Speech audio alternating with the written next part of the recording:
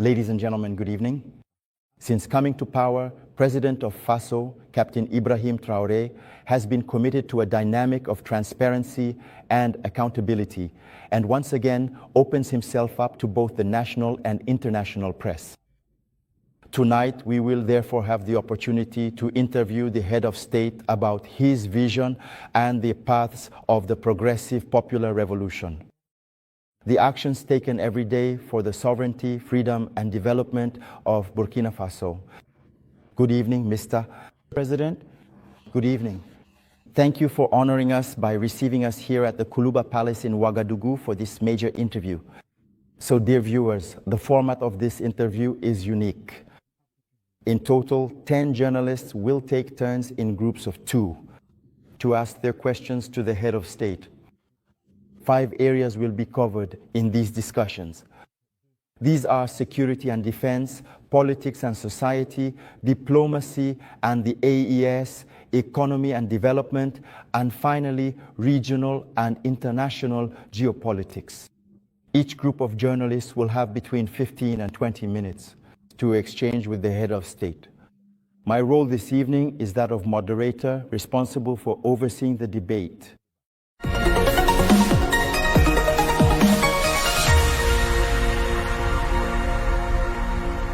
Mr. President, with your permission, we will now welcome the first group of journalists. They are Hervé Dapa from BF1 Television and Asmao Dao from C360 Television. Good evening, dear colleague. You have precisely 20 full minutes to speak directly with the esteemed head of state on crucial matters pertaining to national defense and overall security. Good evening, Excellencies. Good evening. Some of your critics regularly bring up a statement you made, and this statement dates back to the very beginning of your time in power, when you said that if everything was done, 3 months would be enough to move towards the end of the war. And these critics now say that 3 years later, the war is still not completely over. Mr. President, this evening, how do you respond to them? All right, thank you very much. And thank you all for coming to this interview. It's true that's what we would have wished for, but things did not turn out as we thought. And I say, everything is being done. So there are several approaches that need to be implemented in order to achieve this goal within that time frame. But not everything was implemented as we had hoped. First, adversity. So as soon as we came to power, we had hoped that we would be allowed to work quickly and make progress. Unfortunately, some people approached us and wanted us to go along with them because their goal was not for the war to end anytime soon. I'm talking about certain foreign forces that were present on our soil. We had heated debates with diplomats from elsewhere on the matter, but no one wanted us to move toward ending this war. We understood this through the messages. If people actually came to us and told us that we had to accept them supporting the terrorists while also supporting us, it means exactly what it sounds like. It's a war being deliberately maintained. So we quickly understood and we got rid of all the forces that were present here, whether French or American forces, and we realized that the real struggle would come afterward. The second thing was also we believed that we still had at least a minimum stock of weapons and ammunition. Today, I can tell you what I found, for example, in stock. There was just one supply line for all of Burkina Faso with less than 100,000 Kalashnikov rounds. And as for weapons, we barely had 100 of them. Simple ones. It was necessary to re-equip to strengthen the army in terms of personnel, weaponry, and everything else. So, if these prerequisites were met, the 3-month objective was indeed possible. But there was nothing. We were not prepared for war, neither in terms of equipment nor in terms of manpower. Precisely, Mr. President, as you just said, when you took power, to put it bluntly, there were more men than ammunition in the Burkinabe army. And today, where do we stand with the armament program for that army? And then, what are the signs that it is gradually gaining strength? Very well. As I said, I can't describe the whole situation as it was. It was catastrophic. And as I said, you can investigate. There may even be soldiers in this room who were on the front lines without weapons that existed in our army. So these were situations where we thought it was just, I wouldn't say bad faith, but an incomprehensible situation. For us, the weapons were there, and yet they refused to equip them. But when we were confronted with reality very quickly, we resolved first to try to arm the personnel who were present. And that's when all hell broke loose, because many powerful countries refused to sell us weapons. So we turned to those who were willing to sell us weapons. Very quickly we equipped ourselves, we recruited the VDP, and we were able to pay for everything we needed. We developed an equipment plan for a build-up in strength. And as you can see, for the past 2 years now, the equipment has started to arrive, it's still not finished, and more keeps coming in. Maybe in a few days you'll see even more new equipment being presented, which is mainly support equipment, because first, the infantry. We had to equip them so that every man could have a weapon issued to him. That was a big challenge. We've achieved it. We keep recruiting, as you can see. Every year, we recruit between 10,000 and 15,000 men. That's a considerable effort, because when we say adversity is present, the number of terrorists increases. Because the imperialists are recruiting a lot of mercenaries who come to Burkina Faso to fight. So we have to adapt to the situation. And now we have our third phase, which is no longer about buying, but about manufacturing ourselves. And we're also working on that. So that's what building up our strength means. We need to be well equipped, but also to create a defense industry. That's very important. In a few months or a few years, we'll have our soldiers here using weapons made in Burkina. Of course. We have the intellectual capacity, there are resources. All it took was to look for them, and there you go. We're working on it. You'll be surprised, for sure. Mr. President, I must ask, can we truly win this ongoing war? Are we, in fact, going to ultimately win it? We can only win it. What else would we do? Rest assured, we're not going anywhere, and we will win this war. I told you that the threat is constantly evolving, but we are adapting. And the strength of the Burkinabe army is that it is one of the most resilient armies in the world. The pressure that Burkina Faso is under, I don't think there is any other country on earth right now facing this kind of pressure. But we are holding on, we will fight, and we are constantly adapting to the threat. And we understand where the threat comes from, how it manifests itself. That's the most important thing. And right now, I can assure you that soon we will be talking about a black albino who will appear. And you'll see. Don't ask me what that means. I think you'll understand later. The war will end, and very soon. Precisely, to win this war, as you just said, we need weapons and we also need men, especially determined men. Determination, as you know, is the major game changer. That's what makes the difference in any war. Right now, as we speak, what exactly is the morale of our troops on the ground? You've really gotten to the heart of the problem. Human resources, determined men. It's not just about supplying equipment. We need determined men. And if you notice, we are in the process of building a quality army. And it's not uncommon that when it's judged that a unit leader or an element has failed in their mission, they are dismissed and prosecuted. This has happened several times, and it will continue this way. If you sign up to be a soldier, you must accomplish the mission because the mission is sacred to us. And another thing is that despite the pressure, despite the challenges, the men keep fighting and are very resilient. If today you catch a Burkinabe soldier and ask him, do you want other people to come fight in your place or come help you? They will never tell you that. They would rather die. That's where you can judge their morale. They are ready, always ready, despite the situation, no matter what battle we might lose. We will always hold the ground. That's what's very important for the soldier's mindset. So morale is at its highest. People never expected to have this level of equipment, but now they do. So they're giving it their all, and I can only congratulate and thank everyone who is fighting. It's very important. So, Mr. President, in your speech, you talk about a war that takes different forms, that evolves. We keep asking ourselves this question. We wonder afterwards who is attacking. Burkina Faso. It's not just terrorism. It's a war to seize our resources and prevent us from developing. I once explained this in a speech, I believe. I was saying that if we manage to properly exploit our subsoil resources to process what we are extracting here, what we are producing, there will be unemployment over there on their side. It's a battle. They plunder our resources in order to survive. So it's a war for independence. We must wage this war to be fully independent, to decide our own development, our own path. So that's what it's about right now. Mr. President, as you just said, we're talking about the security and defense of Burkina Faso. Let's talk about your personal security. You just mentioned it a moment ago. The pressure is enormous. It's huge. The danger comes from everywhere. Mr. President, just in 2025, there have been several coup attempts that were foiled. Mr. President, do you ever feel afraid? Thank you. I think that's the only strength I have. I'm not afraid. Because I trust all of you, that's the first thing. You have to trust the people, because it's the people who entrusted us with this mission. And I trust the people, that they will understand.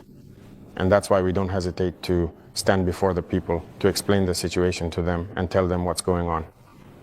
And that helps maintain a very good relationship. That's the first thing. The second thing, as I said, is that there was a mindset that needed to be developed within our own forces. That's very important.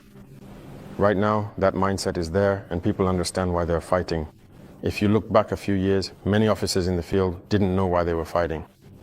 But if we know why we're fighting, who we're up against, and why there's this pressure, people understand better. And that's why we immediately created the Institute, the higher military school, so that we could train our own soldiers and instill in them what we want. Remember one thing, if you let your forces be trained by other powers, they put into their heads whatever they want. They indoctrinate them as they please, and it's easier to manipulate them. Here in Burkina, right now, that's actually what bothers many imperialist powers. They can't manage to infiltrate our army. All these units that have been created, all these men who are here, no one came from elsewhere to train them. We are built on our field experience, and we trained them ourselves. I personally took part in training some of these forces at the very beginning. So that's already a second strength. And the other strength is that if you have a mission, a goal for your country, you must not be afraid. If you are afraid, you hesitate. If you hesitate, you compromise.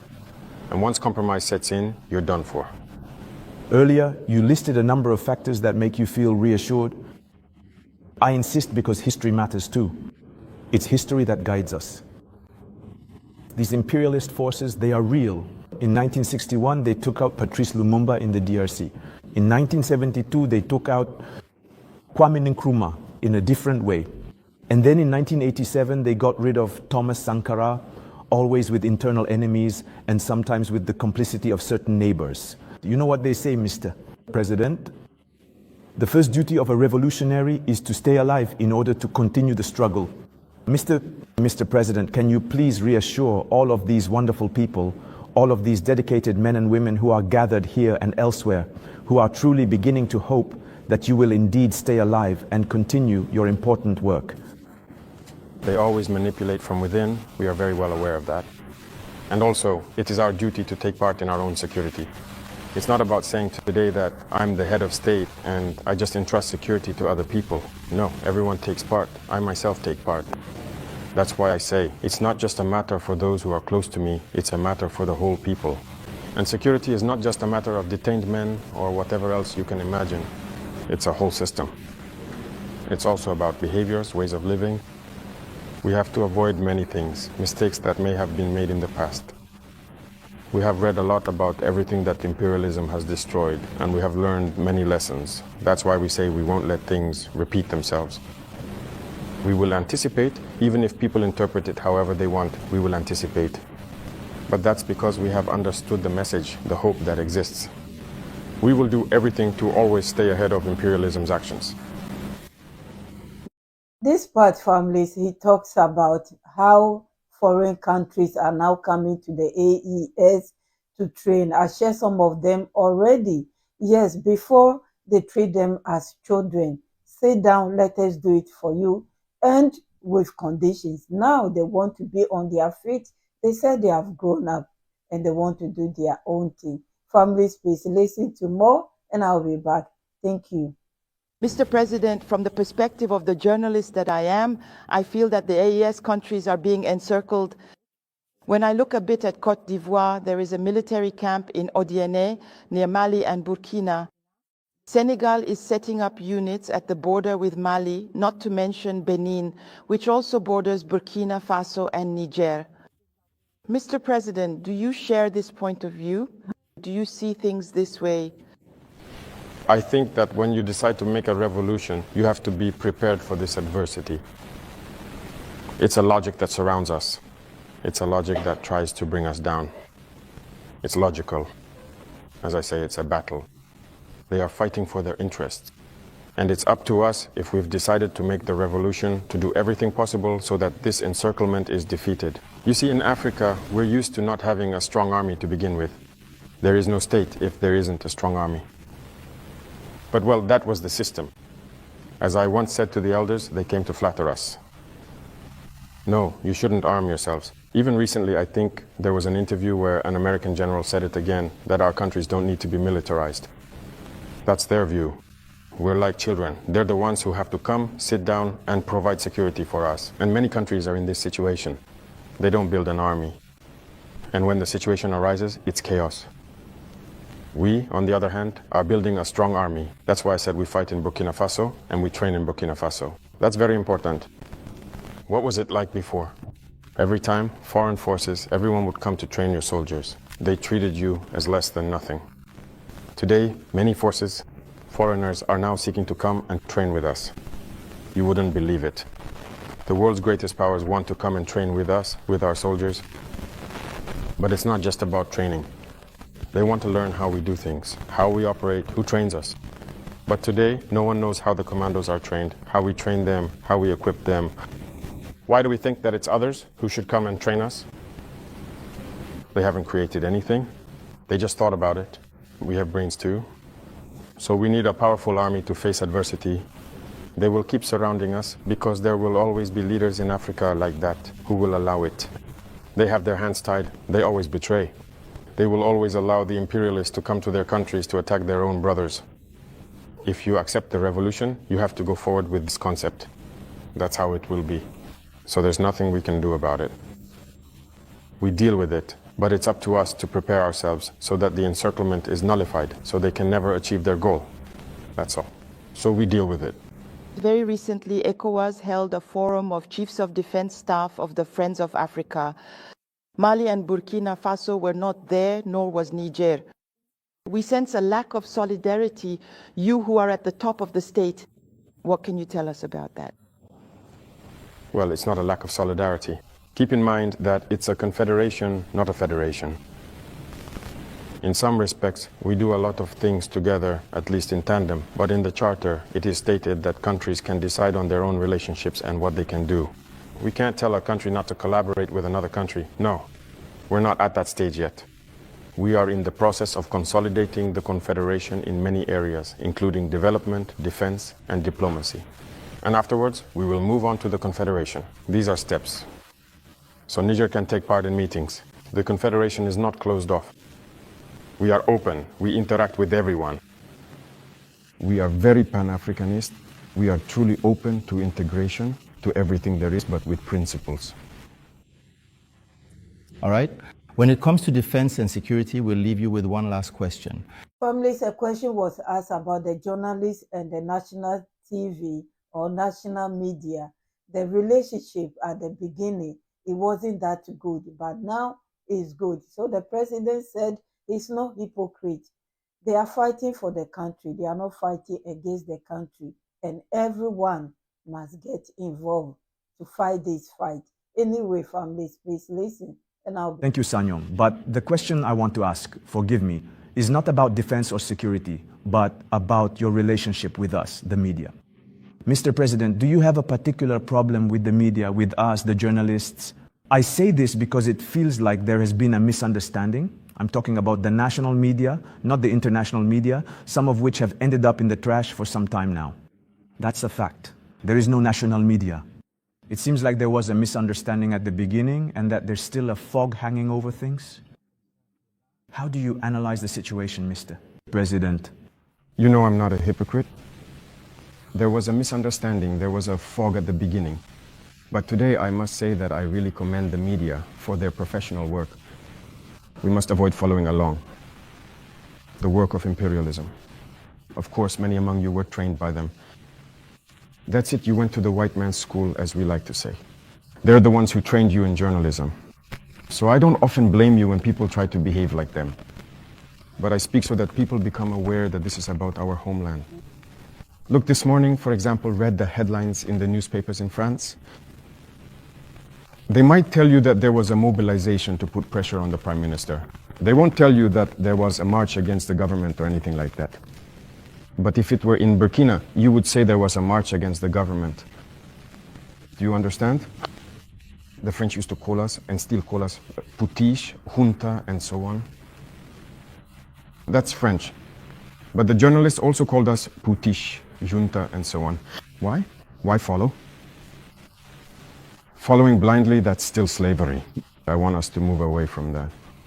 Every state must fight for its own interests. Journalists fight for their own interests. So why shouldn't we fight for our interests in Africa? So that's it. It's not just the journalists. I also blame some intellectuals who appear on TV panels in Africa. When they speak up, you start asking questions. But is he African? Well, genetically, he's not from here. He's not with us. That's a reality, a setback, yes. We need to decolonize our mindsets and our ways of doing things. Everyone must fight for their homeland. You might have information that is perhaps true and accurate, but you choose not to release it because it could harm national defense, security, cohesion, and so on. That is a sovereign decision because you want to protect your country. But we don't say that as soon as there is information, it must be released. No, that's not how it works. And very often journalists, as we like to say, aren't interested in trains that arrive on time. It's the train that's late that gets their attention. You know that, Mr. President, so you understand us from time to time. Yes, but that should be avoided. Now, I want you to take interest in trains arriving on time. All right? I'd like to leave you with a phrase that's the motto of a great European club. It's this one. Our jersey may be stained with blood, mud, and sweat, but never with shame. That's all I wish for you, Mr. President. Thank you, Mr. President. President? So now we move on to the political and social section of this interview. And for this segment, we welcome Mathieu Somda from Radio Burkinabe and Colette Kombari from Impact TV.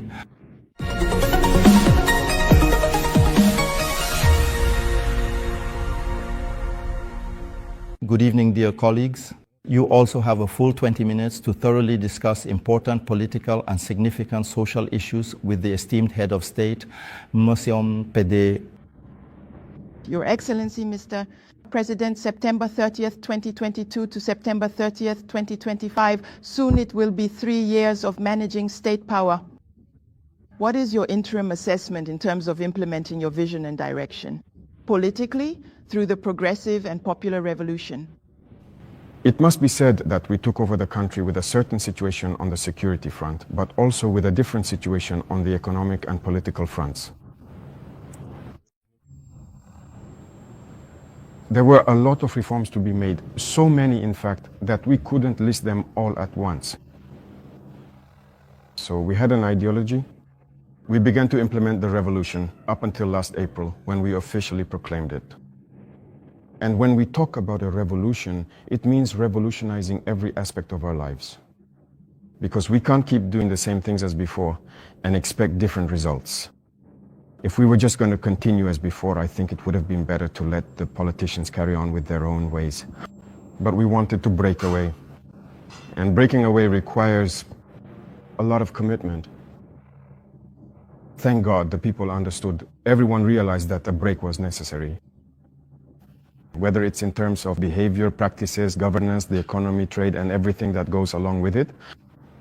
And every day, I can tell you, we keep discovering new things. Because the system that was in place, I like to use a metaphor and say it was like a big knot that we found. You untie one and another appears.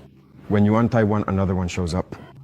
So there were many problems in our society that we are currently working to solve. And thank God I can say that many things have been initiated, and overall, for me at least, the results are satisfying, even though I think we can still make more effort.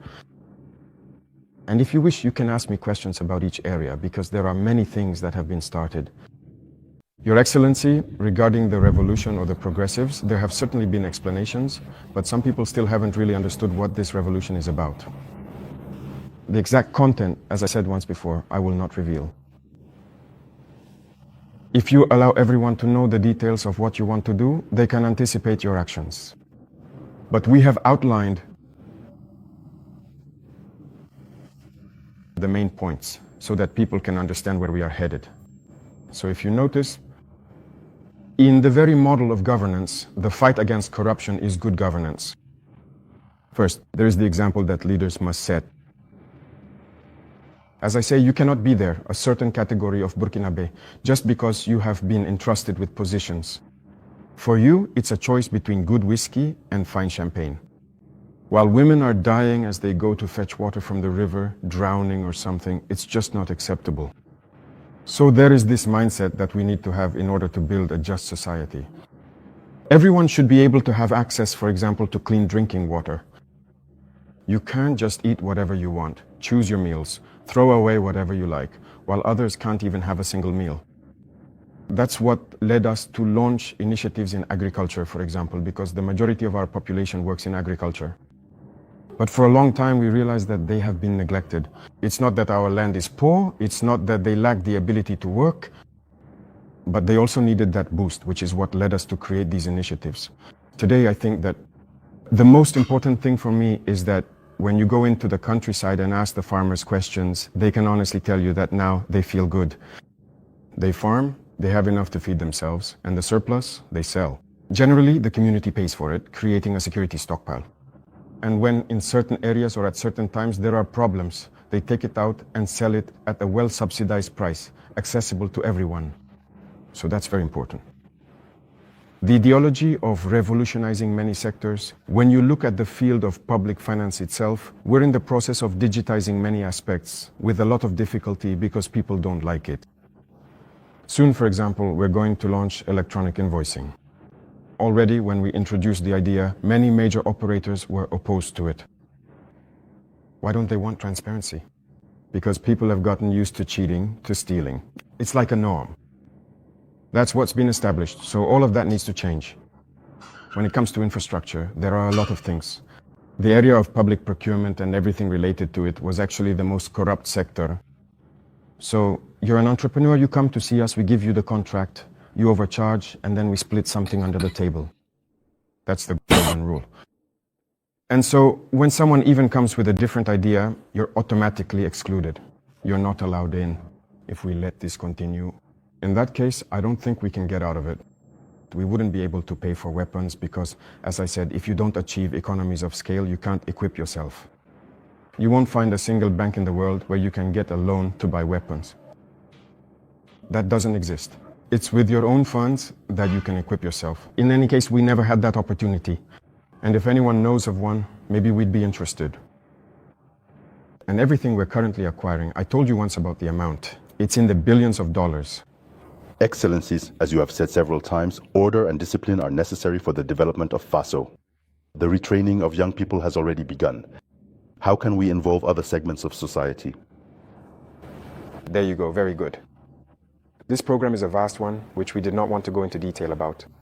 But I mentioned once during one of my interviews that there is a large program underway. We have to start. Actually, young people are good, but they're not even our main focus. Our target is the little ones. The little ones, they're our target. After Sankara's death, as you know, all the daycare workers were sought out. Some of them even passed away, unfortunately. But the daycares were closed. Maybe it was the private sector that managed to get by, opening a few preschools and such. And well, school became something else entirely.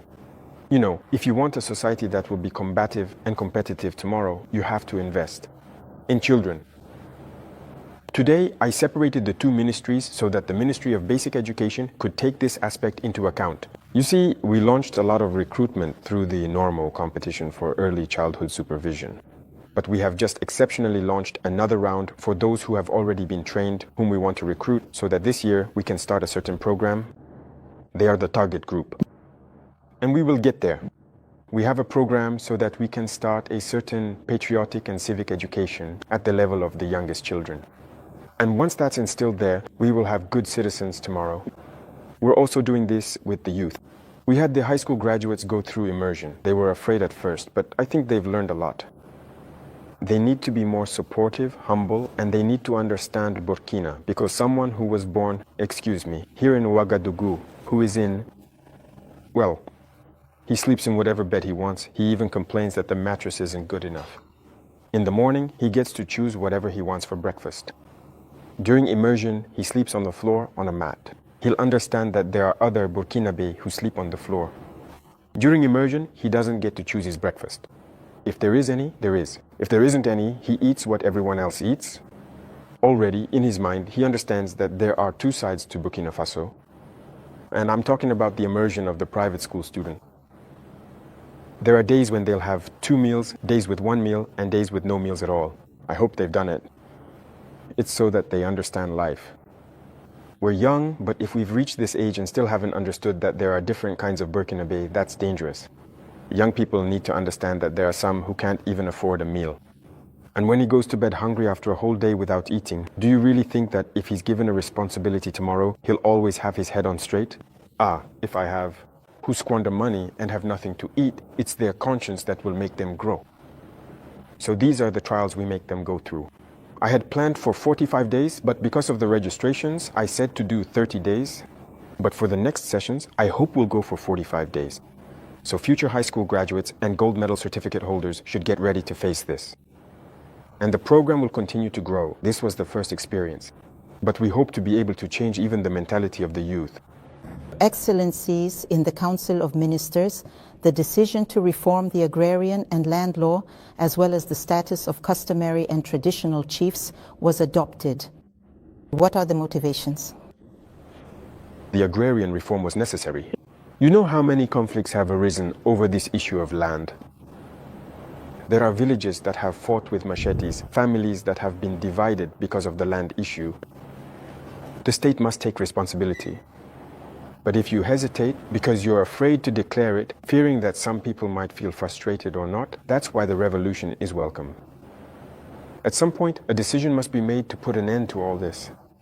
How many real estate developers were there in Burkina in 2010? I don't think there were even 20. Suddenly, in 2015, there were more than 200. They bought up land everywhere. They're dividing it up. They sell, they resell, they've plundered the land, and it's dangerous. Currently, we have a CCAD application that we've just launched, and we're in the process of re-registering. But what's happening is terrible. Even plots in the cities, people sell and resell them to several different people because it wasn't digitized. It's a huge registry. Do you think someone can go through the records, find the parcel number, see who it belongs to, and then you go and buy it? It's just not. So, there are a lot of duplicates, and it creates conflicts. And while those politicians were doing that, they were attending conferences, events, talking about social cohesion. You can't promote social cohesion while dividing people over land. That's why we decided to take responsibility and put a stop to this massacre. And so, the land belongs to the state. And from now on, we will do everything we can to balance the situation as much as possible so that people don't feel wronged. It's the same for traditional chieftaincy. This law has been around for a long time. A very long time from what I've been told, but no one wants to act on it. But we have decided to get involved to take a closer look because as far as I'm concerned, traditional chieftaincy must be respected, must be listened to, and must be the one working for social cohesion. When they speak, when there is a conflict, a contentious situation, they must speak up to bring people together and their voice must carry weight. So there are a certain number of privileges, if I can put it that way, that we've put in place, symbols of authority we've established so that people respect them. Whether people like it or not, they are respected. And they themselves command respect. Because recently, politicians had manipulated them. Many people today regret having marched alongside the politicians. There are villages where people are divided, where people no longer respect the chiefs. But with this law, in any case, that we brought to the LTE, we tried to clarify many things so that their respect in society could be restored. And that is very important. Excellencies, the fight against terrorism is affecting our social fabric with suspicions of communal exaltation. Living together is threatened by a right. How can we get Burkinabés to reconnect with core values such as solidarity, civic-mindedness, and social cohesion? I think these values are coming back on their own. On the contrary, the war has also led people to understand many things, and people are starting to unite more. You know, social inequalities create more problems for social cohesion than terrorism does. There were too many social inequalities. I used to tell some people, I said, listen, you've had enough to eat. How are you going to sit down with someone who hasn't eaten at all and talk about social cohesion? It's not possible. It's the same situation I just mentioned to you. We must try as much as possible to bring people to a certain level. As long as there is wealth, it should be well distributed. That's the first step. When it comes to abuses and everything else, we need to be careful. There are a lot of people who have made allegations. Just recently, when we saw the case in Solenzo, they released images, talked and talked. We didn't say anything, we kept calm. When they finished talking, we showed the truth. The civilians who claimed that the forces had killed were actually transported here to Ouagadougou and put in safety. If they were killed, why are they in Ouagadougou? How did they end up in Ouagadougou? Often, it's done deliberately. They make up whatever they want with their NGOs, their media, and all that. But we let it go. When they're done, we show the truth. That's it. The terrorists did use civilians as human shields, that's true. But the forces were able to tell the difference. And after the fighting, they gathered the civilians from Solenzo. We sent the necessary resources to transport them here, and they were presented in front of everyone. There were hundreds of civilians. They gave their testimony. So we need to be careful about the stories told by certain people who just want to push their own theories. And their goal is to divide us. But we must not fall into that trap. Excellencies, this year we have seen the resumption of social dialogue between the government and the unions after several years of interruption. What message does your government send together with its social partners, knowing that the situation was tense between the government and the unions? Just as it was tense between the government and the journalists. Everyone needs to understand that we must fight for our homeland. We made it clear, you know. I spoke with the union leaders. I gathered them here. I spoke to them at a certain point in our history. But I was disappointed afterwards. So I told them, either you are Burkinabe or you are not Burkinabe. So the standoff began. But afterwards, we decided to meet with them again because we assumed they had understood the message. And even then, I won't lie, when they came, they still wanted to understand and started displaying certain behaviors. The measures we take, it doesn't work. The country is at war, we have to do everything for the country. This imported unionism, that's not real unionism. There are even some who boast about having participated in the fall of Sankara. And it's them who started everything, and so on. Do you think that's a good thing? The Westerners manipulate you and you keep acting just the way they want. That's not unionism. A union fights for the interests of the workers. But most of the time, what the leaders really want is to come and share in the spoils with those in power.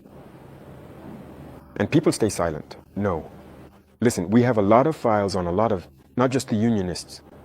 In society, we have a lot of files. People who approached us at the beginning, who wanted favors, who wanted things we refused, who then turned away, who left, who talk. We have their files. So healthy unionism. There are a lot of actions that we have taken. We didn't wait for people to take to the streets to act. When I was talking about daycare workers, it wasn't someone who came to tell us that there were workers who had been let go and needed to have their rights restored. We saw a case and decided that their rights needed to be restored. We told the finance ministers, find the necessary funds to resolve this. The people from City Hall, the Green Brigade, those who work, they had months of back pay owed to them. For these people, those who are out of work, people weren't fighting for them before. No one came to us to say, hey, the women are sweeping branches at my place. It was one of my men who brought it up once. They said, it's been months like this, and so on, with their work. I looked into it, and he told me it was true. I said, as soon as we can, we need to make up for everything they've missed. Some of them had several, even dozens of months of back pay owed. We pulled out the files and decided to make up for all of that. So, we need to practice unionism. If there's a problem, people should come to us and explain it.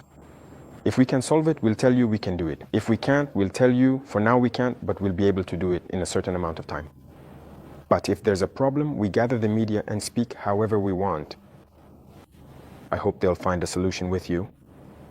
Otherwise, if after that you don't come to us anymore, I want us to work in an African way. When there's a problem at home, we sit down, we talk, and we have to be truthful. What we can do, we must say clearly, we can do this. What we can't do, we'll also tell you that we can't. Now, if you don't want to, everyone does what they can, but we have to be responsible. There is no problem that cannot be solved. And as I always say, always act with the interests of the nation in mind. That is very important. So we resumed the dialogue as we do with everyone. We haven't broken off dialogue with anyone. Everyone is welcome here. Thank you, dear colleagues. The allotted time for this segment has come to an end and even gone well over. We sincerely thank you for this comprehensive series of insightful questions dedicated to the crucial political and social segment.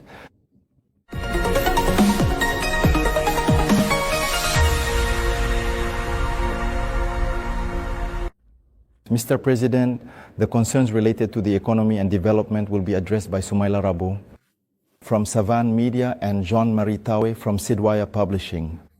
Good evening, dear colleagues. You also have 20 minutes to address the head of state. Good evening, Mr. Sayon, Mr. President, despite the security crisis and the international situation, the Burkinabe economy is doing well with a 1.5% increase in economic growth rate in 2024.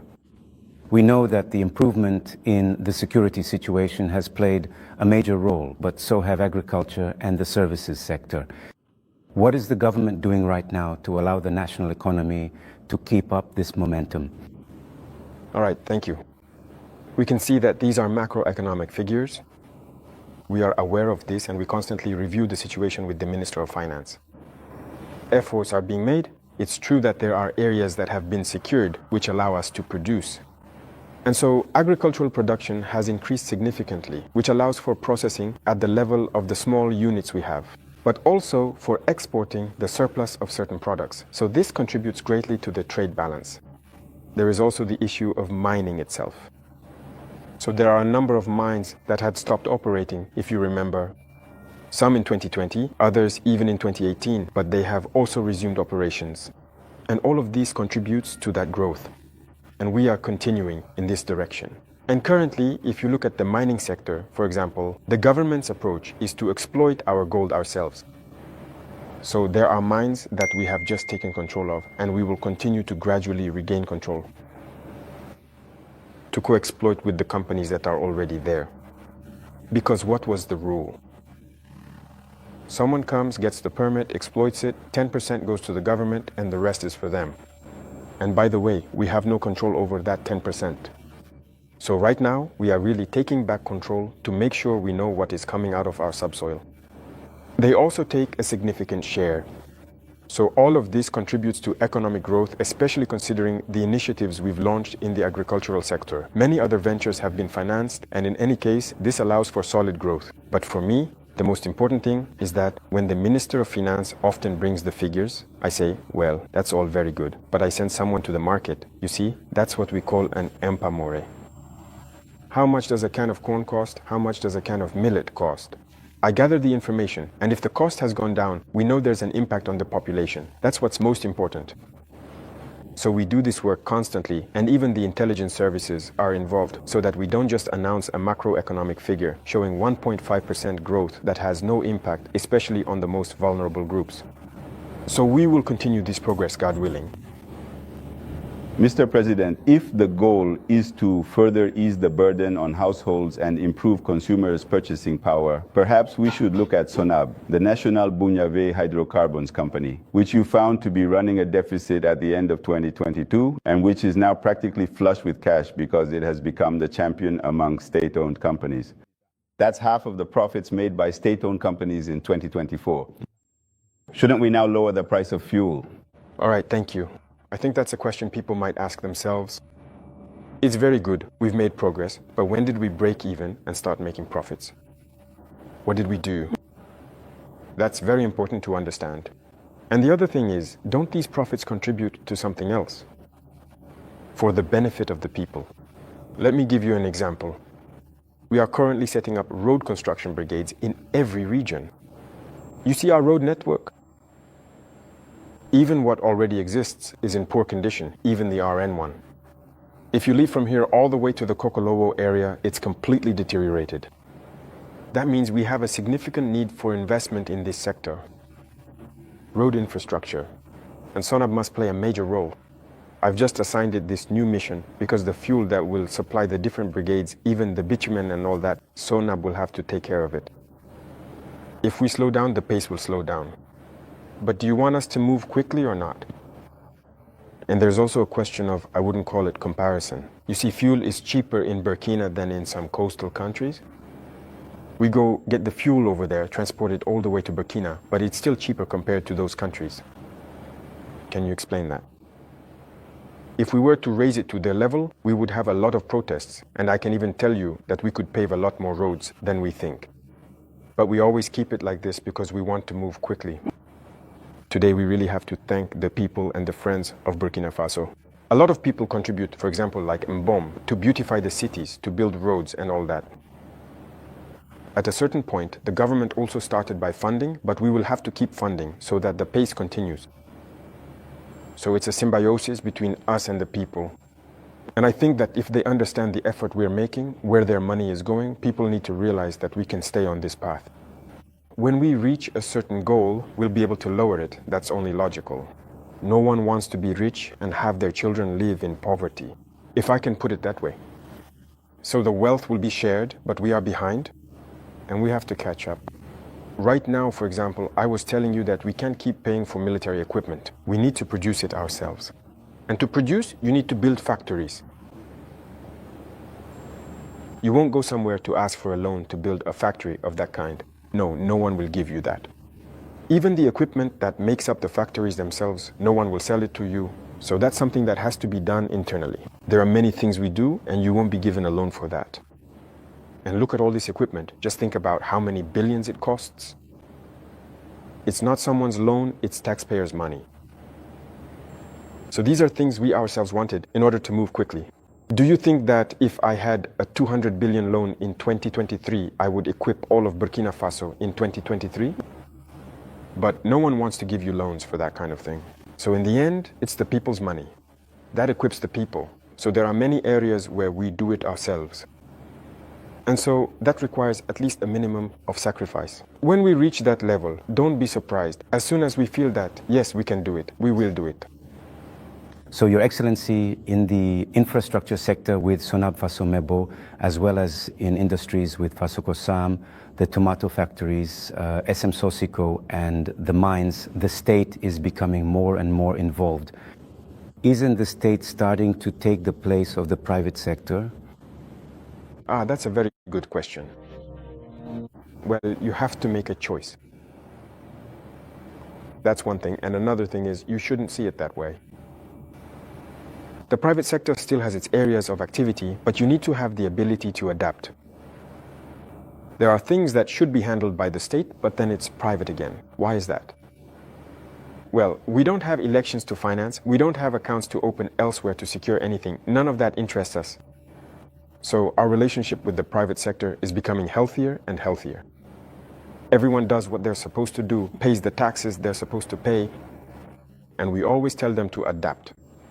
When it comes to the mining sector, I gathered the operators and told them, invest in the mines.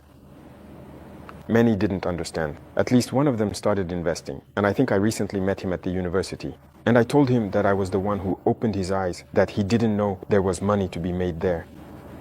For him, it's all about import-export. You're just sending our foreign currency out of the country. And the people aren't working. That's just one example. So he's starting to change a little. As for me, the Minister of Agriculture, you remember, he held sessions in Bobo. He gathered the business operators when we wanted to launch the Bagre poles and all that, the revival of activity, the offensive. But I can tell you today, no one has invested. I said, okay, I had a report made on the results of the offensive. Since we're now in 2025, the minister is... The share that private investors were supposed to take to invest in our growth hubs, I asked them which private investors were able to invest in the land and all that. They said no one.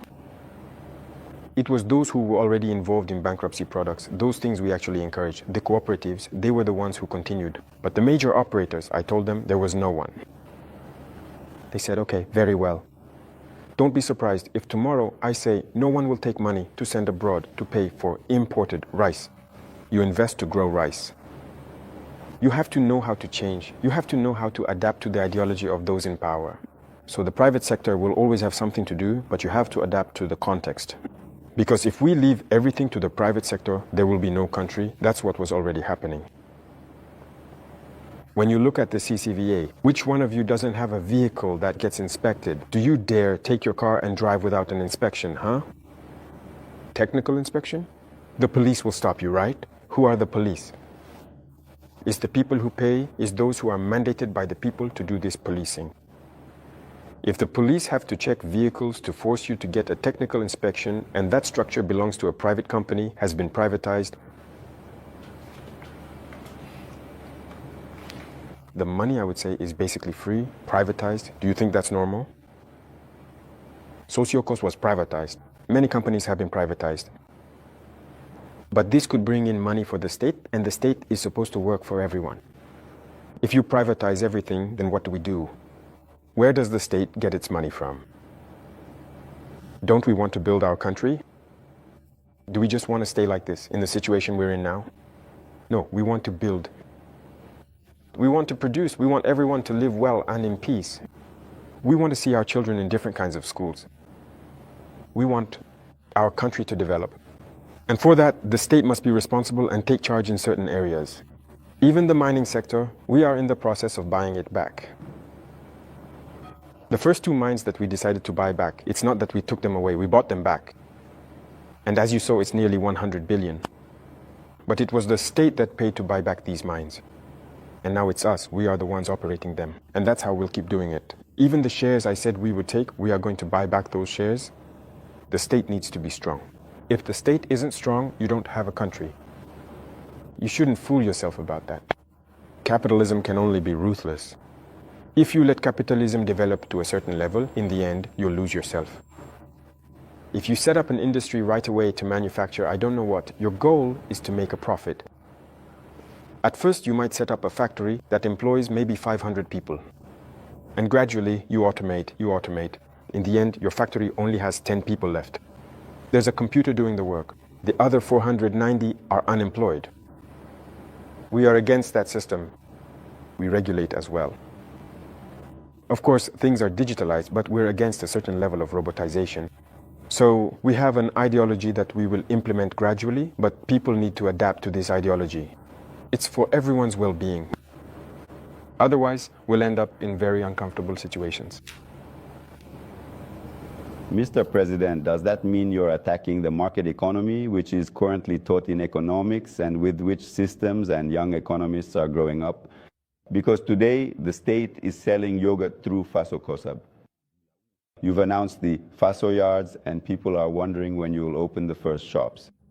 With all this, you're gradually taking the place of the private sector, and we don't know when it will stop. First, I told the Minister of Higher Launching to change me. First, the university map has changed, but the curriculum has changed everything. Why do we absolutely have to learn their way of doing economics? Aren't we capable of creating? Is it God who came down again, as I like to say? To create, to bring people together, to create schools? These are people who created concepts and who created schools. It was human beings who created schools. So they were the ones who set up the programs and so on. The curriculum in the United States is different from the one in France, different from the one in England, and so on. Each country has its own way of teaching its people to reach the level they want. So we too are going to create our own model. In fact, that's what puts us behind. Unfortunately, our school model isn't good. We took it from others, we adapt it, and in the end, what are we actually producing? Okay, we train a lot of economists with this approach. But does it work? Does it really work? All right, we're in the process of changing the system. Are we making any progress or not? That's the question. That's the whole question. He talked about the MBA, about various things. There are dams that have been damaged for decades, made of sand or whatever. This season, the water is inside. It's thanks to our system. When we manage to restore these dams, people can produce during the rainy season. They can produce all year round, and they're very happy. They also have drinking water through the Onya, thanks to these dams, for drinking. And we're going to keep going like this. Should we do this? Or should we just sit back and say, no, everything should be for the private sector? And first of all, this issue of the private sector, there are people who still have a backward political mentality. And we told people to change. You followed the statements of some ministers closely. Okay, we give you a project, you take the advance payment for starting work and everything, and then you do whatever you want. We give you a project in Bafum, and in the contract you're supposed to finish by May so that the farmers can access Bafum and start cultivating. You take your advance and just wander around, doing whatever you please. In April, we come by, we look, you haven't done anything. You say, no, you're going at your own pace. That's how it is. we force you, you finish the Bafum project. There are some who work at night, even now, to meet the objectives. It's not that they can't do it, but it's a mindset. And as long as the private sector has this mindset, it's not going to work. I've told you that we're nearly 1,000 years behind. We have to catch up. We're still in the 1800s. We need to make up for lost time, but we can't keep going with this mindset. So we're encouraging people to change and adapt. You're talking about yogurts, for example. Is the market is saturated? We import. I would like to see private companies get into the yogurt business so that we no longer have to import. We have enacted regulations stating that when something is produced in Burkina Faso, you need a special import permit to be able to import it. This means you have to buy what's available locally first. Only when there is a shortage are you then allowed to import. That's so that people get involved. You can see that many private companies are opening factories and all that. If we didn't use this method, how would we manage? There's the big Faso mill that's already there, but we need to restructure all of that. But at the same time, we've required the major importers to open mills as well. I myself attended the inauguration last time on the other side. He's one of the biggest importers. When we said we were going to suspend imports, he wasn't happy. He tried everything, but we said that's what we're going to do. Either you adapt or the state will step in. They're doing it, but are we able to meet the demand? There's room for it. We have the population, we have a large market, an immense market in Burkina and in Africa, but people just need to adapt, to produce. So there will always be room. Don't think that we've necessarily taken the place of the private sector. No. You're going to forget the ways of... Yes, it's necessary to regulate because there's this mentality of always causing speculation among certain people. No, it's dangerous. Recently, you followed the case with the motorcycles. Unfortunately, it was only when the situation happened that we realized it wasn't even a regular market. So quickly, we had to see how we could regulate this market so that imports could be monitored. How can someone go import motorcycles and then tell you they don't have a purchase invoice? Since the ministry needs the purchase invoice to see everything you've paid in customs duties and so on, and to set a margin that must not be exceeded.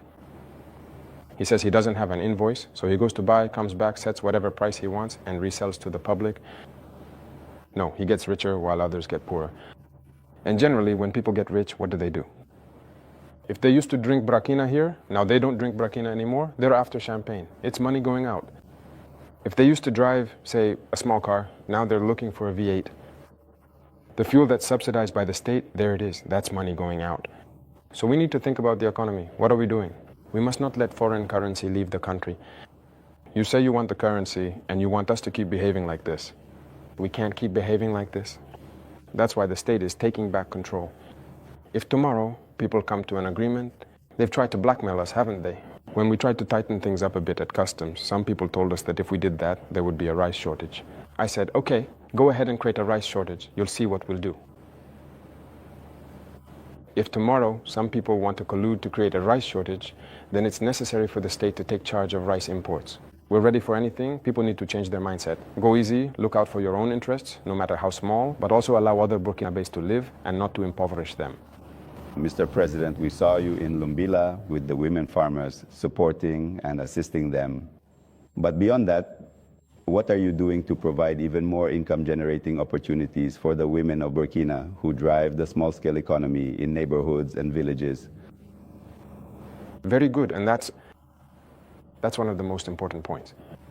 I even told the Ministry of Humanitarian Action, which deals with women's issues, to refocus their efforts, not just on providing assistance, but on creating jobs and small businesses. Women have many qualities. Look at the small-scale processing of our consumer products. Women are very capable of doing this. They are much more patient than men. And they know how to do certain things better than men. We need to encourage them to do so. I went to Tenkodogo myself and I saw women making their preferred couscous, which is good for strength, the liquid soap they produce, and so on. I gave instructions for us to purchase the liquid soap from all these women who have been trained and who managed to make liquid soap for our administrations. Everything here is imported, even in your own offices. All the liquid soaps are imported, aren't they? That's not right, because we don't make it ourselves. And when I said to do it, at one point I thought, no, they don't have a formal structure. I said, I won't understand anything. Find a way, it's their soap, you pay and you bring it in. I think it's just a matter of packaging. Even if you bring it to my office in recycled jugs, like those used for drinking water, I'll use it. It's not a big deal. In the meantime, that's just how it is. If we want luxury, let's accept our realities, transform what we need, and consume that. And we'll evolve gradually, step by step. A woman who can transform her business on a small scale. If we support her by giving her contracts and opportunities, tomorrow she could have a large company that produces and exports. That's the mindset we need to develop. So I told the ministry to stop focusing on humanitarian aid, on assistance. No. We need to identify the problems women are facing. We have a lot of products we're making today. We can process them, even on a small scale, and find a way to bring people together. I spoke with women in Bubu. I told them oilseed products.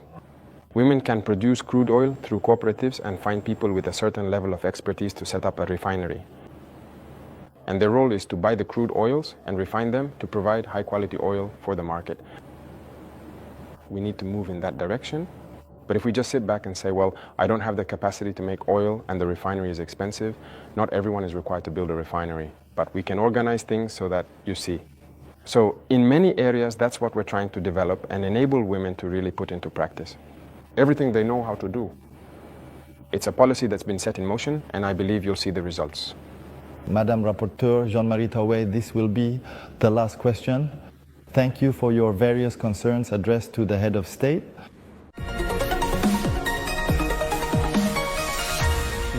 We now welcome Secure Tangara from African Television and Abdul Zure from Faso 7. They will be discussing with you topics related to diplomacy and the AIS. Good evening, dear colleagues. You now have 15 minutes for this segment. Thank you, Sanyo. Mr. President, the Alliance of Sahel States is 2 years old. How is it doing today? What is its current state of health? Thank you. I would say that the assessment of its state of health can be felt through the population. And through the population, I think it is doing well because the AIS does not belong to the leaders. The AIS belongs to the people. And the people have embraced it, which makes what is happening truly exceptional. The AIS has been able to unite and bring people together, and that's what matters most. So we give thanks to God. It's like a 2-year-old child. It feels like the head is there, and so are the feet. Mr. President, it seems like the arms are not there yet. We're talking about implementing agencies, about project owners.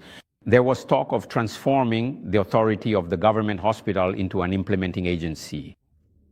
When will the people of the AIS be able to see these development projects, these major projects that benefit the population? Very well. I think this is a transition that is currently underway. It's not final yet, to begin with. There is still ongoing reflection because there is currently a provisional administrator in place.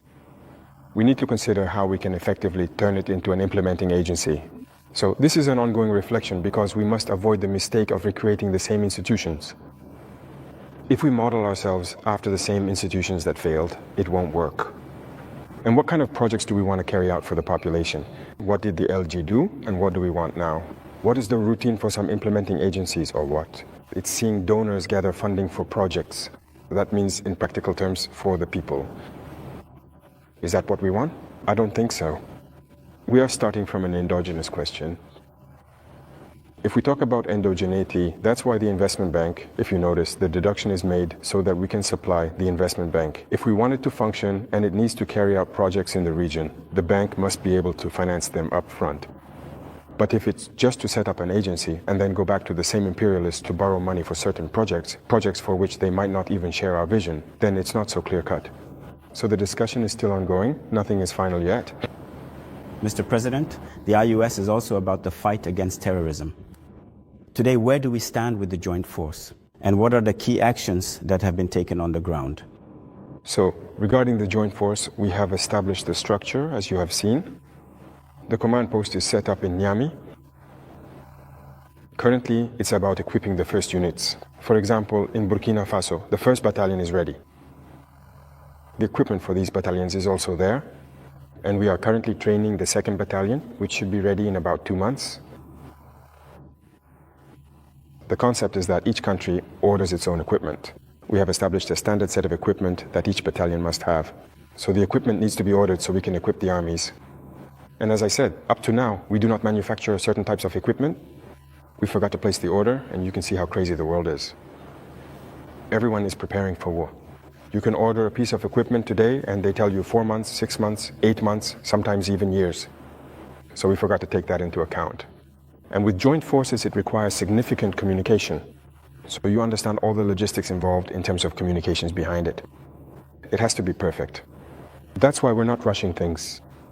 Already, there are many operations being carried out jointly. So these are already the beginnings of the force. No matter what happens between Niger or on the Malian side, our forces are already able to coordinate and work together.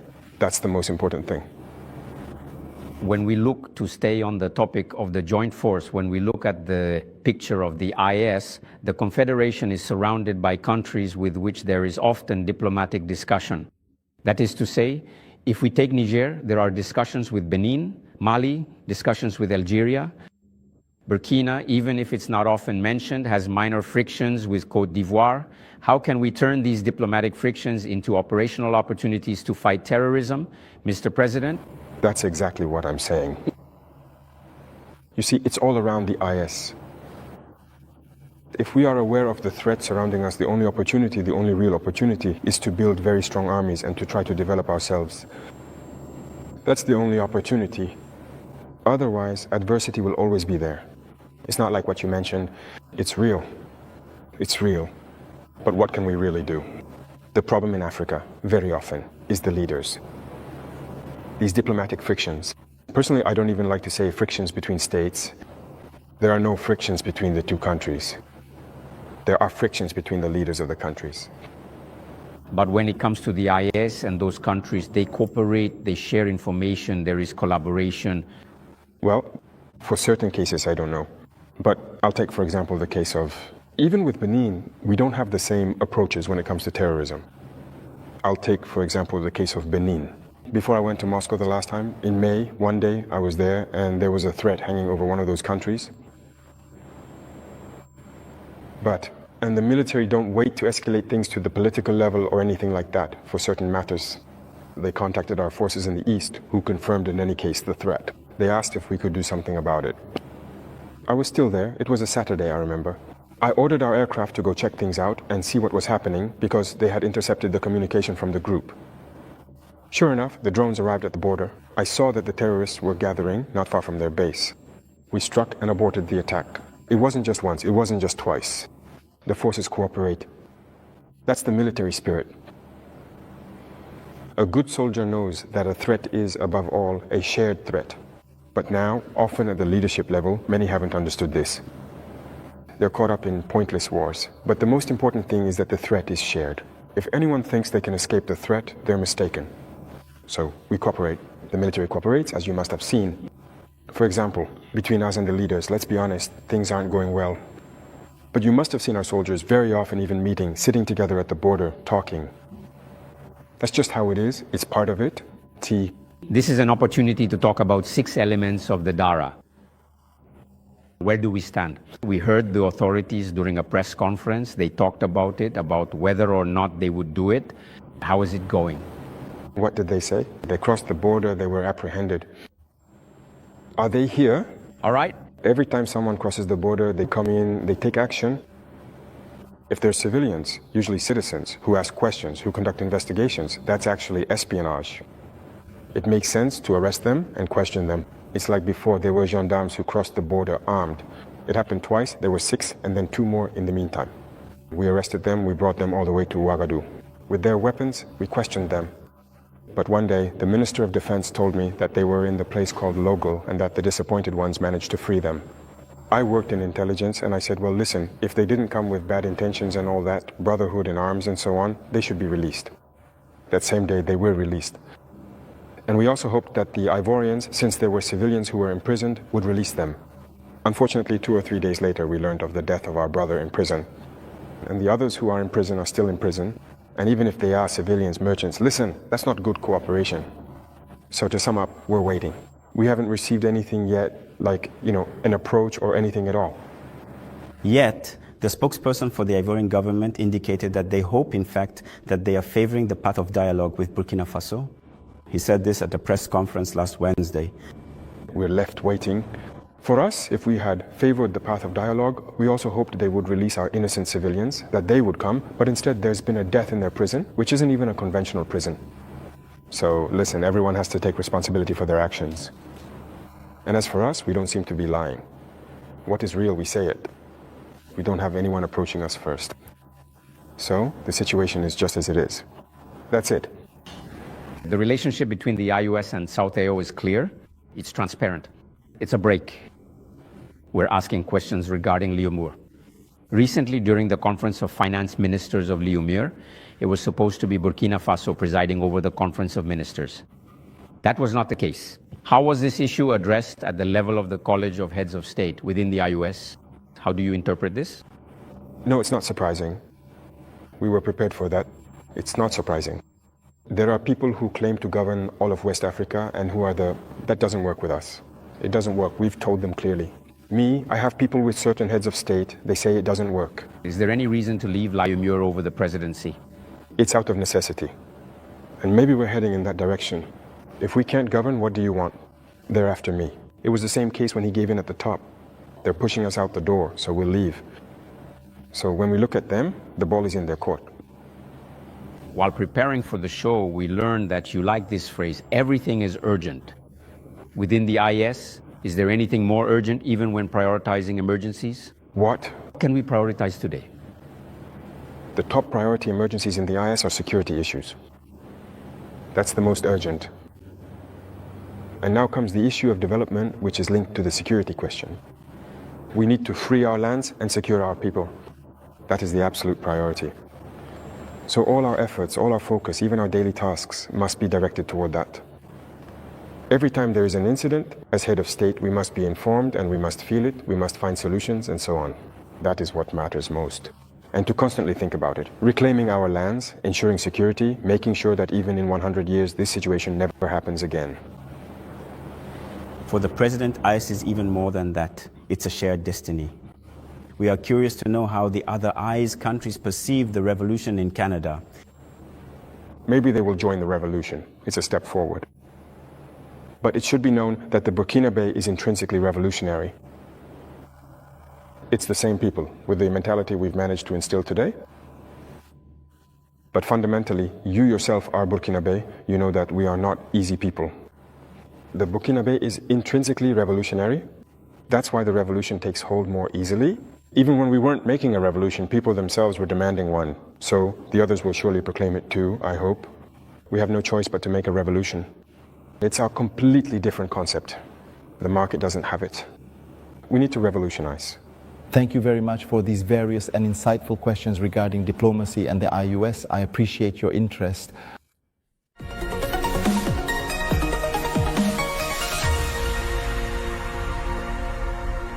Mr. President, we are approaching the end of this interview. The fifth and final section concerns regional and international geopolitics.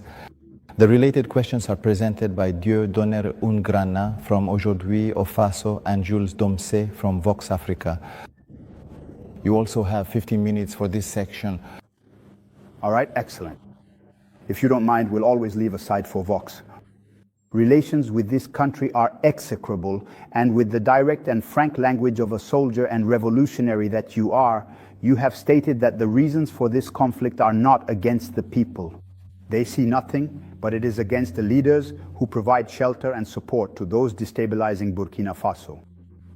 So under what specific and favorable conditions could there realistically be a significant lunch, a formal exchange of diplomatic ambassadors between these two particular countries? That depends on... In any case, we are not the ones who started this situation. I remember right at the very beginning, even on September 30th, wasn't one of the first people to call me the president, and then his younger brother came back twice, we saw each other and all that. It's absolutely true. You could certainly say that the relationship was indeed good, but he genuinely wanted to go in a very specific direction. But as you have rightly said, as dedicated revolutionaries, we profoundly know that's precisely not why we are truly here. We were here for the revolution, and revolution means a break. You can't just follow a certain policy. So little by little, the relationship started to deteriorate, and as you noticed, all those who maybe wanted certain privileges, which I believe they didn't get, began to turn against us, settled over there, were maintained, protected, and everything. That's what we're talking about, because they also know exactly what we're talking about when they act against us. There isn't anyone who left Côte d'Ivoire and came here in his case. We observed for nearly 2 years. We spoke to them several times. They told us no, that we had to follow proper procedures, that justice had to be involved, issue warrants and all that. We did everything. He doesn't respond. Mr. President, I don't walk. I'll follow up with my brother's question to stay on the topic of Côte d'Ivoire. As you know very well, Côte d'Ivoire has a presidential election this year in a few months. Is that something that interests you? It interests us all the more because we have many compatriots in Côte d'Ivoire, after all. We're afraid there might be violence. And that's not exactly welcome. Because unfortunately, we've experienced violence in Côte d'Ivoire in past years with the Baguiri operations. Everyone in Burkina went through that. Today, we really hope there won't be any violence. Earlier, you seemed to say something I would like you to clarify because in my opinion, it's a rather sensitive topic. Are you suggesting that today Côte d'Ivoire is being used as a rear base for an organization aiming to destabilize Burkina in the face of... It's even more than that. A rear base, an organization used to destabilize Burkina. The enemies of Burkina are clearly over there, visible and protected. On top of that, there's the issue of terrorism. Of course not. Let's not kid ourselves. The authorities are colluding with the terrorists. Wait a minute. Do you really believe that maybe the Ivorian army is so powerful that when the terrorists just see them, listen, they don't even need to touch them or do anything? Do you believe that? They're supposedly so much more powerful than the 3 IAS armies. That's not true. It's a non-aggression pact. And when there is no non-aggression, you become a rear base. And all of this really worries me. If this country were to face a crisis, the country would be attacked again by terrorists. Because if it no longer wins, and if it does win, the country gets attacked again, and this country will collapse. It was a danger. That's why I kept telling the heads of state, you don't negotiate with terrorists. That's it. So, Mr. President, what do you say to those who claim, well, geopolitics still matters with, this neighboring country that hosts the largest Burkinabe diaspora, while your critics accuse you of practicing gunboat diplomacy with this country to the detriment of our compatriots who are living there? What do you say to them? Listen, who says that? We are Burkinabe. That's what we know. And we have decided to make a revolution, and we are going to do it. Now, whoever wants to join in can join in, but we can't be in the middle of a revolution and at the same time practice another model of diplomacy. I've told you, the deceitful diplomacy and all that comes with it, we're not ready to be part of that. If something isn't right, we should have the courage to tell you that it's not right. We shouldn't be hypocritical. Usually people in front of microphones and all that say, no, everything's fine. If that's the case, it's not true. Things are not going well. We need to have the courage to say it. We need to sit down, talk, and tell each other the truth. But if people don't want that, just because at a certain time, those guys have to leave, because we don't want a revolution in messy Africa, it's not going to work. So everyone should be prepared to face the consequences. That's one aspect of the situation. So, to move away from Côte d'Ivoire, Mr. President, we're still staying at the level of, you have certainly seen the latest poll conducted by our colleagues at Jeune Afrique, and with results that may seem surprising, the populations of the Francophone countries are all in favor of the AES. I would even say that Côte d'Ivoire itself had 66% to specify what is being done at the AES level. So how do you receive this message? Oh really? I didn't even see that, because I no longer follow that media outlet. Well, the contrasts are from the age groups they surveyed. Maybe they weren't expecting this result, but that's how it turned out. They went to Cameroon, they went to Senegal, they went to Benin, they went to Côte d'Ivoire. And over there, the people are all in favor of the AES, and for the most part appreciate what is being done at the AES level. It's logical, I would say. West African populations are, most of the time, connected. It's the same family. It was the colonizer who divided us. And when people see that we're trying to unite, it only inspires, it can only bring joy. So it doesn't surprise me that these people appreciate it. And what surprises me is the fact that they published it. Why did they publish it? That makes you think, when you order a survey, it's well known. Afterwards, you're obliged to publish the results. Maybe that's it. But you have to be careful with these people because... I totally agree with you. Otherwise, I agree. It's normal, it's logical. With your permission, may I ask you a question regarding your relationship with another organization? What are you still doing in the African Union? Good question. Well, I would say that our situation in the African Union is so passive that we don't even know if we're in the Union or not. We've been suspended since then. No one talks to us. It's really complete radio silence. So honestly, I don't know if I'm in the union or not. But shouldn't we also make a statement by taking a historic step, as was done with ECOWAS, by slamming the door on an institution that clearly doesn't serve much purpose? I had a discussion with a diplomat from that organization, and then we experienced his name as mediator, the president of Burundi, who was even supposed to come here last week, I think. But then there was a scheduling issue with us, and we're waiting for him. We want to hear from him because we ourselves want to know why they're behaving this way. Because we don't want to make a decision without knowing their motivation. Why did they decide to exclude us? Why are they behaving like this towards us? If we know their motivation, then if we leave, we could explain to our people, this is what they said, these are the reasons. And so we decide to leave. It's the same thing as with ECOWAS. We left, but if we're asked why we left, we can explain it to you. But today, if we leave the union and we're asked, we ourselves don't even know why they suspended us. Why are they behaving like this? Sure, they said we're somewhat aware. But as of today, I thought you can also leave because you feel that it's an organization working against Africa's interests. I don't think the African Union is taking a revolutionary stance like the one you're leading. No. Out of respect for certain people, that's why, as long as the mediator who was appointed, who has already sent his envoy to make contact with us, we are waiting for him. It's truly out of respect for this president. We are waiting for him. Let him come and address the dispute. Let him tell us what is going on. And we will share with him the conclusions of our discussion. Mr. President, let's move on to the Black Sea in Russia. So, the science and art of these instruments. You have a scientific background. So, on that day in Moscow, you asked the Kremlin leader to teach us how to fish instead of just giving us fish, meaning technology transfer. I think today it's true. Everyone agrees that this kind of external spoon feeding can't go on any longer. So where do we stand today regarding this technology transfer? Because you mentioned right away to our colleagues that one day we will even manufacture our own weapons. So where are we currently with this technology transfer? I think they clearly got the message. I stated it in 2023 during the St. Petersburg summit. We were given wheat. We shouldn't have to go and ask for wheat again. We need to become self-sufficient.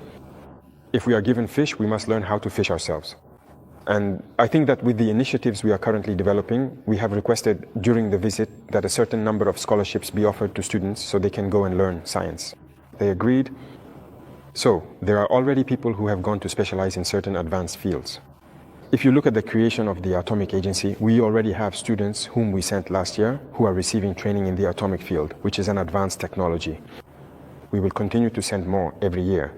So with the initiatives we're developing, we've asked the UCI to offer a number of scholarships to students so they can go and learn science.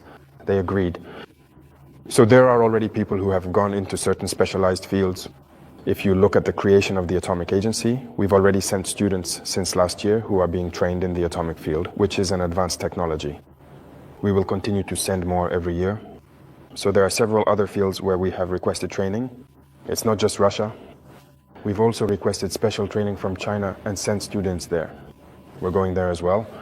Basically, we're tapping into every possible technology we can develop to send students for training. So, geopolitically, well, the Captain President, he's going to betray me today. He put the Buchenwald into orbit like back in the days of 154. How does that make you feel today? A country like Buchenwald, a little captain. What does it open up for you politically today to be at the pinnacle? Do you think still keep your head on your shoulders? On the contrary, keeping your head on your shoulders is a burden. To see that it's a global mission that has been entrusted to us. Seeing that everyone is interested in Buchenwald, I wouldn't call it pressure, but it is a burden and a responsibility. And we have to take it on with all the necessary focus. We don't have the right to fail. Whether we like it or not, we are going to follow the will of the people because they are the ones who made this possible. So as we've seen, Buchenwald is really in orbit, as you say. And we are working to keep Buchenwald in this position. To be the country of upright people, to be a model nation, to be the country that will move out of this underdeveloped situation. To become, in a few years, a highly developed country, to achieve a miracle, because that's what people are aspiring to.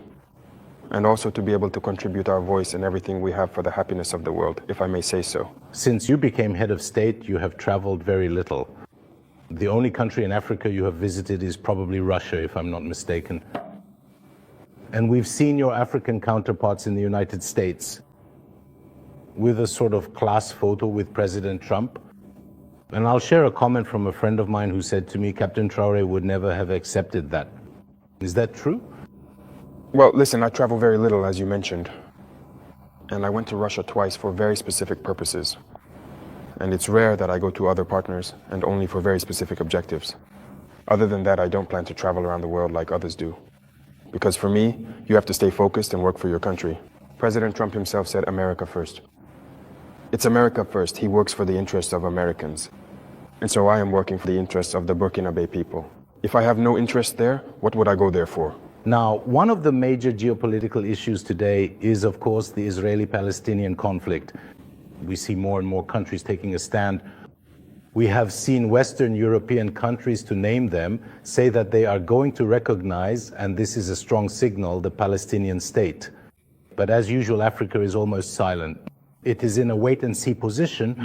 From Burkina, can you give a position that helps us understand a bit what Africa thinks about what we fear is happening today in the Gaza Strip? I can't give you a position that shows what Africa thinks. Some Africans or some African people. Because many African leaders have a different way of seeing things. It's Africa's misfortune, if I may say so, we are not united. We don't see things the same way. Some are afraid, some are hesitant, some are there for the interests of other people. The West, there are people who grew up over there, did everything over there, and then they come and are made heads of state in Africa. So they're the ones who control all of that. And so Africa can't have its own opinion. But I know that deep down, no one would want to see what's happening over there happen in their own country. But unfortunately, if the African continent is facing such a situation, in Congo, what are we even doing for Congo? With Democratic Republic of Congo, how many millions of deaths has it been, and for how many years? We ourselves are at war. Have you seen any African countries even raise their voices for Burkina over the past 10 years? It's rare. It's rare. So Africans have this problem. On the other hand, when someone sees a problem in Europe, everyone is united. People quickly manage to find solutions. The United States is the same. But Africa has this problem. You see, we've been fighting for 10 years. You haven't heard anyone raise the voice of Burkina Faso at international institutions or anything like that, nor Mali, nor Niger. Our people are dying, it's not their problem. Congo is dying, it's not our problem. Last time I tried, in one of my speeches, to speak out about how many millions of deaths there have been. Suddenly, look at how they are tearing each other apart. There are already so many conflicts on our soil. We can't even make our own voices heard. So how are we going to speak up for others? So we Africans need to wake up. Can Burkina Faso recognize the Palestinian state? Is Burkina Faso ready to recognize the Palestinian state? Why not? It's a state. It's a state. Why wouldn't we recognize the Palestinian state? What's happening is very serious. I think the Palestinian state exists, it should exist. Otherwise, this war will never end. Wherever things are divided, it will never end. While you think it's going to end, it starts up again even stronger. We're going to keep going like this. But I also think that a lot of the responsibility lies with the countries in that region because it's their area and people there should be able to lead the way in finding a solution to this conflict. And as for us, as we keep fighting here, the Burkinabe state, which must endure, that's what's most important. And we are fighting for our Burkinabe state. There you have it, Mr. President. We have now reached the end of these 90 minutes facing the press. Thank you for your availability. And thank you for this wonderful opportunity given to both the national and international press. But before we part ways, Mr. President, do you have a special message for the people of Burkina Faso on the occasion of the 3rd anniversary of your accession to the highest office? To the people of Burkina Faso, it's been 3 years that we've been here and moving forward together. And first of all, I want to express my gratitude. Heartfelt thanks because the people have remained focused on listening to the message we've conveyed. Because one of the most important tools we've used is also communication. And because we understood that imperialists have always used communication to destroy Africa. Because everything that happens in terms of conflict is due to manipulation. These are manipulations. Look, let me take the case of Sudan again. Two groups are being manipulated by powerful nations. Shouldn't we just talk to each other, sit down together, and make use of our resources collectively? Are we going to provide for our people, or are we going to keep tearing each other apart? All the political assassinations of leaders in Africa, the wars and everything else, it was all through communication that people were manipulated. And communication is very important. And in this, the Burkinabe people have been focused on understanding the message. And we will continue to communicate to help them understand. What we are doing is about where we are heading. That is the most important thing. Secondly, I also thank God who has allowed us, despite the war, to take action and communicate about these actions so that people understand that a better tomorrow is possible. Hope is allowed, and as long as people hold on to that hope, we will reach the point we are aiming for. And the last thing is this security situation, to reassure everyone that the war will end in Burkina Faso. We will live in peace. We will make use of our resources as we should, and we will develop ourselves. That is a certainty. The dream we have for Burkina Faso, we will accomplish it. We will continue to fight the last important stronghold of terrorism. We will continue to reclaim them, just as we did in 2025 with that Great Valley, which had been a major economic reservoir for the terrorists, and which we have taken back. There are several other places where their terrorist tolls continue and everything is set up to supply them. We will recover every season, and hope is allowed. So good luck to everyone. Stay focused and resilient. And we will keep talking to each other. That is the most important thing. Once we talk to each other, we understand each other, and we move forward. Thank you. Mr. President, that will be the final word. Thank you, dear colleague, for your various questions addressed to the President of FASO, Captain Ibrahim Traoré. Thank you, dear viewers, for following this interview with great interest. So please stay with our programming.